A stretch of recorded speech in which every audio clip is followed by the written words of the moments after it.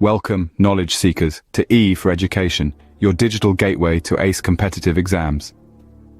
Today, we delve into the intricate web of economics, focusing on the pulsating economy of Pakistan, a critical subject for the newly announced KPPSC's Provincial Planning Services exams.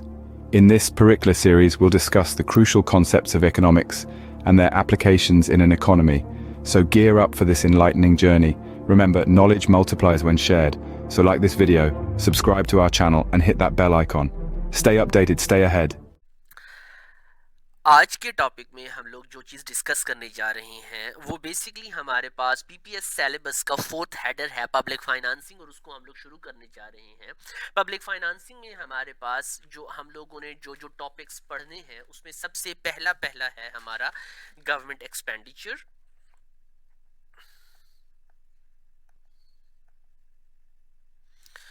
उसके बाद दूसरे number पे हमारे पास है sources of government revenue. The third one is types of taxes. Types of taxes के बाद हमारे पास है इंसिडेंस ऑफ डिफरेंट टैक्सेस। उसके बाद हमारे पास आ जाता है पब्लिक डेट। उसके बाद हमारे पास पब्लिक डेट को जब हम लोग कंप्लीट करेंगे तो उसके बाद जो चीज़ हम लोग पढ़ेंगे वो होगा हमारे पास मेथड ऑफ रीपेमेंट। और हम लोग पब्लिक डेट के यहाँ पे जो है वो हम लोगों ने उसके ऑब्जेक्टिव्स पढ़ने हैं बेसिकली। ये करने के बाद जो हमारा लास्ट टॉपिक होगा वो होगा हमारे पास डेफिसिट फाइनेंसिंग का, कि जी डेफिसिट फाइनेंसिंग क्या होती है, इसके क्या क्या, ये क्यों होती है हमारे पास, किस वजह से होती है, ये चीज़ हम लोग करेंगे। सो आज का जो टॉपिक है हमारे पास वो है government expenditure. Okay, no government expenditure basically हमारे पास ये गवर्नमेंट स्पेंडिंग जो है it refers to the money spent by the public sector on the acquisition of goods and provision of services such as education, health care, social protection and defence. ये हर एक उसमें जो हर गवर्नमेंट है वो ये चीज़ें प्रोवाइड कर रही होती है।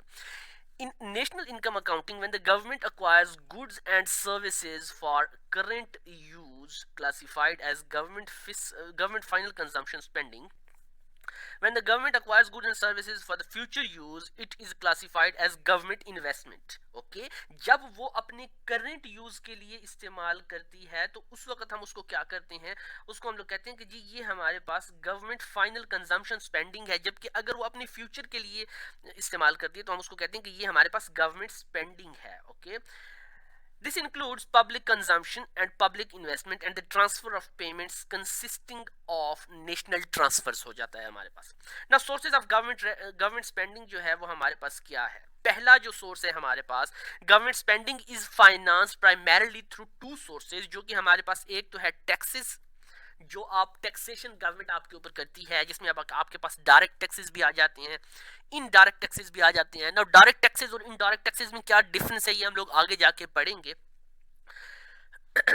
उसके बाद आपके पास आ जाते हैं गवर्नमेंट बोरोइंग। ठीक है जी, के borrowing money from its own citizens, ये भी करती है government, and borrowing money from the foreigners जो होते हैं उनसे भी वो गवर्नमेंट मनी बोरो करके और अपने ऊपर लगाती है।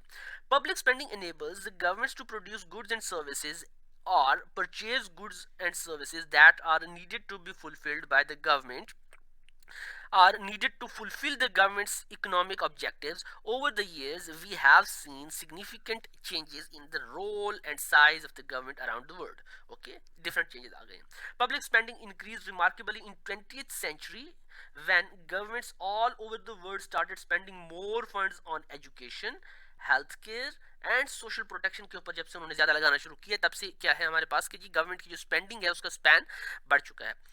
At present, the governments of developed countries spend more as a percentage of gross domestic product और GDP आपके पास जो होती है than the government of developing countries। जो आपके पास developed countries होते हैं वो अपने GDP का ज़्यादा हिस्सा जो है वो कंज्यूम करते हैं on their public, ठीक है जी, as compared to the developing countries।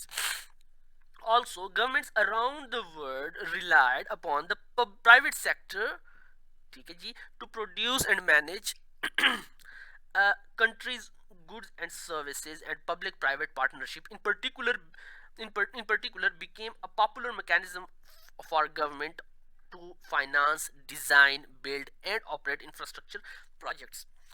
In the 2005 to 2010 period alone, the total revenue, the total value of the public-private partnership designed to increase the spending on public infrastructure project in low and middle income countries more than double. कि जी 2005 से 10 का जो period था वो अब आपके पास क्या हो गया, उसमें जो पब्लिक स्पेंडिंग हो रही थी अब वो मोर देन डबल हो चुका है. ओके नो हमारे पास क्या है, पर्पजेस क्या होते हैं इसके, सिंपल सी बात है, पब्लिक गुड के लिए ये होता है. हमारे पास गवर्नमेंट अगर आपके ऊपर स्पेंड कर रही है तो वो आपकी भलाई के लिए कर रही है. ये एक अलग बात है कि जी हमें गिले होंगे जी हमारी गवर्नमेंट जो है वो खुद खाती पीती है, वो एक हमें लगता है, असल में ऐसा नहीं होता. गवर्नमेंट स्पेंड अगर कर रही होती है तो अपनी आवाम के ऊपर भी स्पेंड कर रही होती है.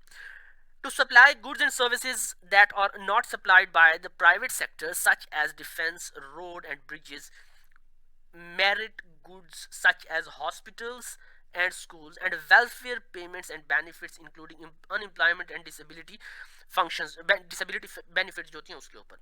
To achieve improvement inside supply side of the macro economy, such as spending on the education and training to improve labor productivity. एक बहुत ही important point, आपको गवर्नमेंट जो है वो एजुकेट करती है ताकि वो एक प्रोडक्टिव लेबर जो है वो प्रोड्यूस करे, और वो प्रोडक्टिव लेबर फिर इंडस्ट्री में जाके इंडस्ट्री को सर्व करके और फिर आपको जो है क्या करे, एक तो उससे यह होगा कि जी गवर्नमेंट का जो रेवेन्यू होगा, ठीक है जी, वो भी बढ़ेगा. दूसरी बात, उस बंदे का अपना भी रेवेन्यू बढ़ेगा. ठीक है.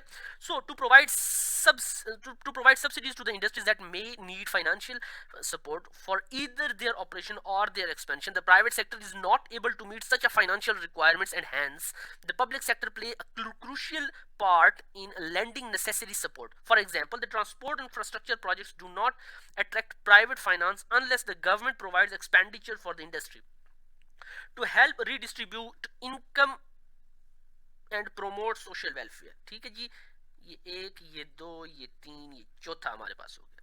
ये हो गया हमारे पास. उसके बाद वो कहते हैं कि जी टाइप्स ऑफ स्पेंडिंग आपके पास कौन कौन सी हैं, उसके बारे में जरा हम लोग बात कर लेते हैं कि जी types of spending.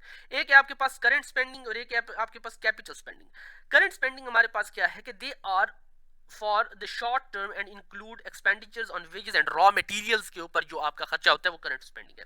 Capital spending क्या है, they are for the long term and do not need to be renewed every year, also called social capital. These include spending on physical assets like roads, bridges, hospital buildings and equipments. अगर हो गए तो ये आपके पास capital spending जो है ये इसमें आ जाती है. अच्छा, इसके अलावा हमारे पास गवर्नमेंट बोरोइंग जो है हमारा, ठीक है जी, गवर्नमेंट बोरोइंग का क्या सिचुएशन होती है. The government mainly get funds to spend on the economy through revenues it earned. However, when the revenue is insufficient to pay the expenditure, it resort to borrowing.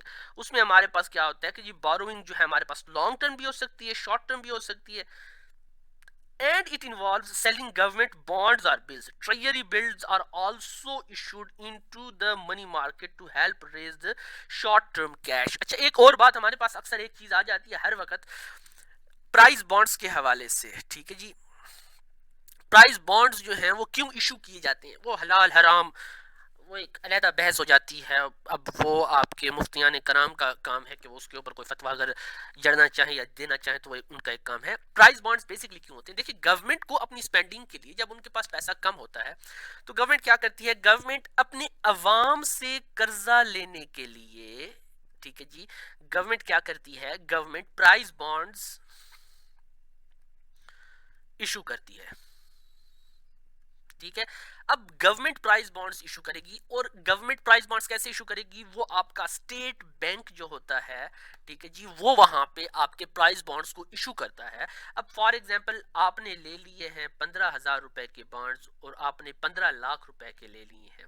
ठीक है जी, 15 लाख के 100 bonds आपने 15,000 वाले ले लिए हैं. अब क्या होगा कि जी इन 15,000 में गवर्नमेंट अब कैसे रेवेन्यू इकट्ठी करेगी. फॉर एग्जांपल गवर्नमेंट को अपनी जो शॉर्ट टर्म उसके कैश उसने जो रेज करना है, फॉर एग्जांपल वो है हमारे पास 10 करोड़, तो गवर्नमेंट क्या करेगी, गवर्नमेंट 15 करोड़ रुपए के जो है बॉन्ड्स इशू कर देगी. ओके, अब 15 करोड़ के जब गवर्नमेंट बॉन्ड इशू करेगी तो लोग मार्केट में आएंगे, लोग बॉन्ड्स खरीदना शुरू कर देंगे। अब उन 15 करोड़ में से गवर्नमेंट क्या करेगी कि 10 करोड़ तो वहां से सीधा सीधा निकाल के और अपनी इन्वेस्टमेंट्स कर लेगी, ठीक है जी, और उधर से फिर जो उनको प्रॉफिट आएगा वो गवर्नमेंट उधर से कमाएगी। लेकिन जो ऊपर का 5 करोड़ है उसकी क्या कर देगी, उसकी गवर्नमेंट करेगी कुरानदाजी, ठीक है जी।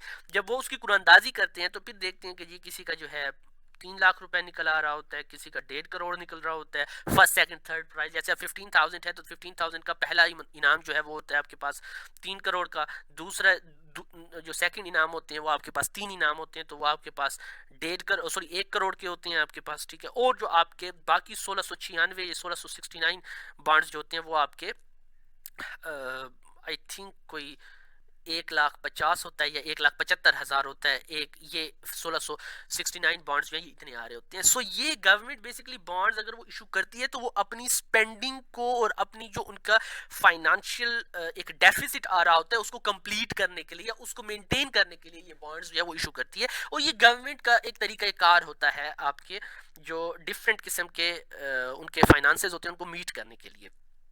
ओके अब वो हमारे पास कहते हैं कि जी ratio of the government expenditures to gross domestic products जो कि हमारे पास 2015 से 2025 तक अगर उन्होंने वो किए हैं तो वो क्या कहता है, the statistics shows that the ratio of the government expenditure of the gross domestic product in Pakistan from 2015 to 20 with forecast to 2025। In 2020 the government expenditure in Pakistan amounted to be 23.12% of the country's gross domestic product की जी country का जो GDP है, GDP हमारे पास क्या होता है, ग्रॉस डोमेस्टिक प्रोडक्ट होता है। और ग्रॉस डोमेस्टिक प्रोडक्ट के बारे में हम लोग बात कर चुके थे कि जी जो आपकी वैल्यू ऑफ मैन्युफैक्चर्ड